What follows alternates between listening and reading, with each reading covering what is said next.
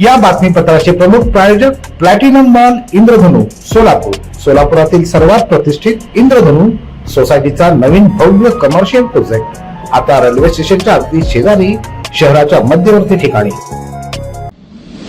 सोनामता आदर्श विद्यालयाचे संस्थापक वेदमहर्षी वाजपेयी नानाश्री अत्रे यांच्या जयंती निमित्तानं विविध स्पर्धेंचं पारितोषिक वितरण समारंभ सोनामताच्या प्रांगणात मोठ्या जल्लोषात पार पडला। प्रमुख पाहुणे म्हणून माजी शिक्षण उपसंचालक सुमन शिंदे तर कार्यक्रमाचे अध्यक्ष म्हणून कीर्ती लक्ष्मी अत्रे संस्था सचिवा व्यासपीठावर उपस्थित होते। पाहुण्यांच्या आणि संस्था सचिवांच्या हस्ते मुलांचं कौतुक करण्यात आलं आणि बक्षीस पात्र विद्यार्थ्यांना प्रमाणपत्र आणि शील्ड देऊन गौरवण्यात आलं। प्रमुख पाहुण्यांनी विद्यार्थ्यांना मार्गदर्शन केलं। मुलांनी शिक्षण कसं घ्यावं, समाजात कसं वागावं आणि शाळेत असतानाच विद्यार्थ्यांनी आपले भविष्यातील करिअर निवडून अभ्यास करण्यास सांगितलं। विविध गोष्टींच्या रूपात अभ्यास कसा करावा आणि जीवनामध्ये मोठं कसं व्हावं या संदर्भात विद्यार्थ्यांना मार्गदर्शन करण्यात आलं। प्रमुख पाहुण्यांनी प्रशालेचे मुख्याध्यापक जिलानी पटेल यांचं भरभरून कौतुक करून एकेकाळच्या आमच्या कॅम्प शाळेतील आदर्श विद्यार्थी सोनामताच्या आदर्श विद्यालयाचा मुख्याध्यापक म्हणून पाहताना आनंद झाल्याचं सांगण्यात आलं। प्रमुख पाहुण्यांनी स्वतःच्या हस्ते शाल आणि गुच्छ देऊन मुख्याध्यापक जिलानी पटेल